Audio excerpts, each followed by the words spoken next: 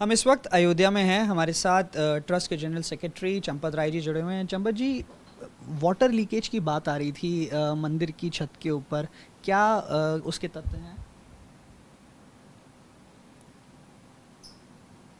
मंदिर पत्थरों का है और उत्तर भारत में किसी ने पत्थरों की रचना देखी नहीं है। और जितना विशाल लंबाई, चौड़ाई और ऊंचाई में ये 3 मंजिला मंदिर बन रहा है, इसका भी अनुभव उत्तर भारत में शायद ही किसी को हो। पत्थरों के मंदिर बनाने का अनुभव केवल सोमपुरा नाम के समाज को है और राजस्थान के लोगों को है।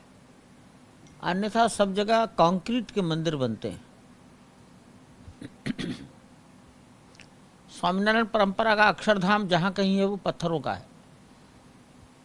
भारत के बाहर अबू धाबी में भी बन रहा है तो पत्थरों का है। लंदन, अमेरिका में भी कहीं अगर इनके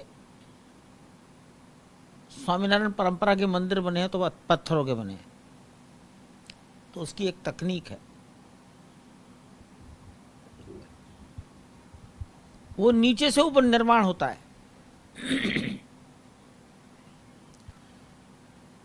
कंक्रीट पहले खंबे, बीम, छत, खंबे, बीम, छत डालते चले जाओ, बाद में डेकोरेट करते चले जाओ। यहां ऐसा नहीं होता है। रामलला का मंदिर लंबाई में 350 फीट, चौड़ाई में 250 फीट, ऊंचाई में शिखर 161 फीट है।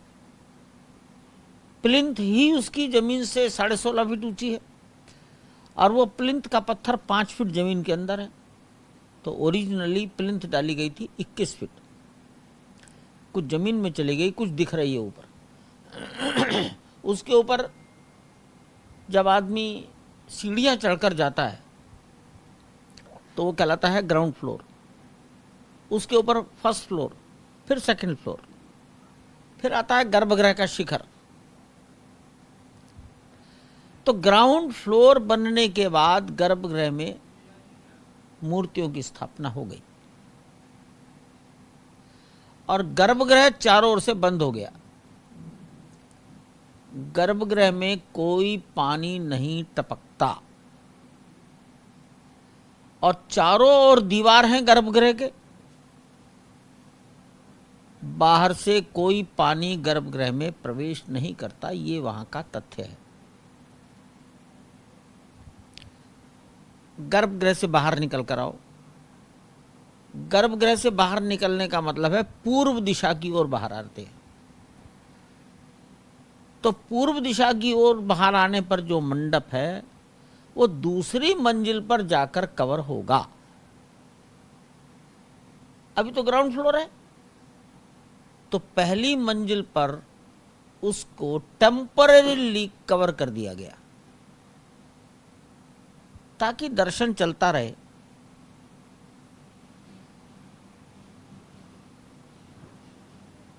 जब तक दूसरी मंजिल पूरी नहीं बनेगी, तब तक गुंबद दूसरी मंजिल का नहीं बनेगा, तो वो पूरी तरह से लॉक ही नहीं होगा। तब तक तो प्रतीक्षा करनी पड़ेगी। इस मंडप को गूढ़ मंडप आर्किटेक्ट ने कहा है। थोड़ा और पूर्व दिशा की ओर आए तो आता है रंग मंडप। गूढ़ मंडप और रंग मंडप के बीच में उत्तर और पश्चिम, उत्तर और दक्षिण दोनों दिशाओं में सीढ़ियां बनाई गई हैं जो ऊपर जाएंगी। सीढ़ियां तो बन गई, ऊपर तो कवर तब होगा जब पूरी ऊंचाई उसको मिल जाएगी। वो होगा सेकंड फ्लोर पर।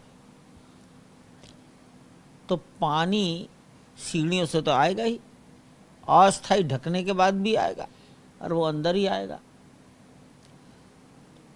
तो पत्थरों का निर्माण कार्य, पत्थरों को जोड़ने का कार्य और मौसम का प्रभाव और दर्शन ये सब साथ साथ ही चलेंगे।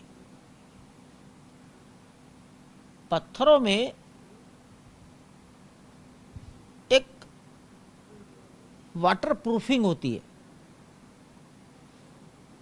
वाटर प्रूफिंग तभी होगी जब वहां काम कंप्लीट हो जाएगा। आप उसे वाटर प्रूफिंग कहिए, उसे आप लेमिनेशन कह दीजिए।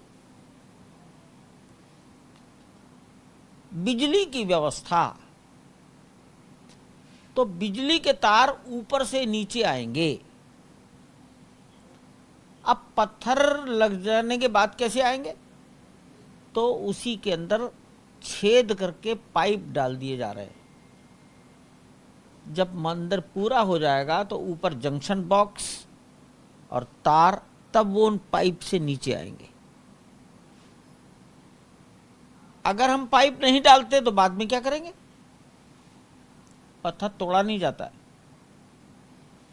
पत्थरों का कार्य यहां कभी हुआ ही नहीं उत्तर भारत में, और इतना विशाल नहीं हुआ, और वो भी मंदिर का नहीं हुआ। तो छोटी मोटी बात देखकर मन का विचलित हो जाना, ये जानकारी के अभाव का द्योतक है। चंपत जी, एक बिट और है।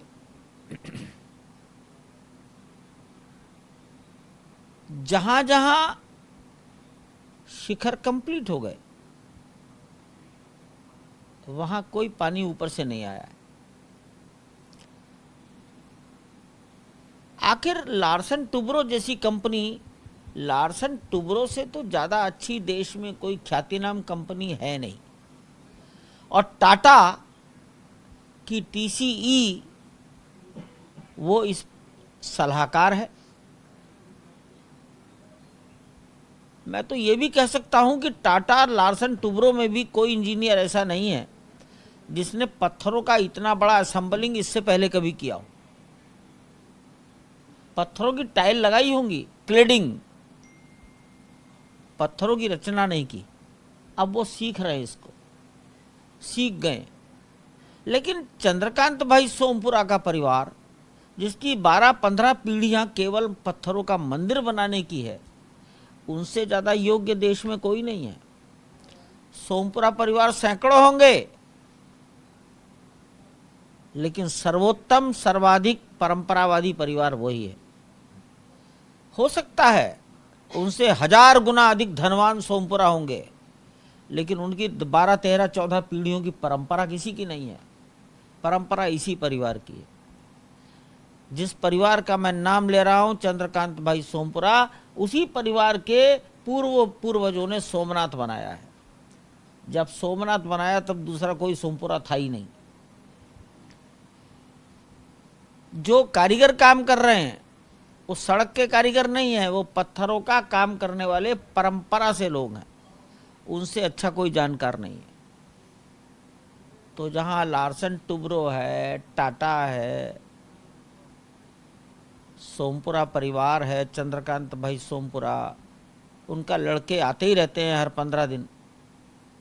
सारे उनके सुपरवाइजर यहां काम कर रहे हैं। सीबीआरआई, उसके इंजीनियर वैज्ञानिक यहां आते रहते हैं। इसलिए मंदिर के निर्माण का कार्य सर्वोत्तम ढंग से हो रहा है। जो एजेंसियां काम कर रही हैं, इनसे ज्यादा योग्य, विश्वसनीय, देश में जिनकी प्रतिष्ठा है, दूसरी एजेंसी नहीं है।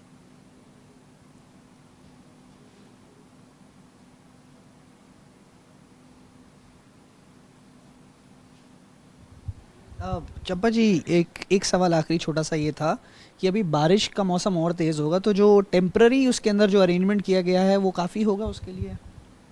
दूसरा कोई विकल्प नहीं है। और इंजीनियर्स ये कोशिश करेंगे वर्षा का दुष्परिणाम कम कैसे किया जाए। शून्य कुछ नहीं होता है दुनिया में, लेकिन गर्भगृह सुरक्षित है।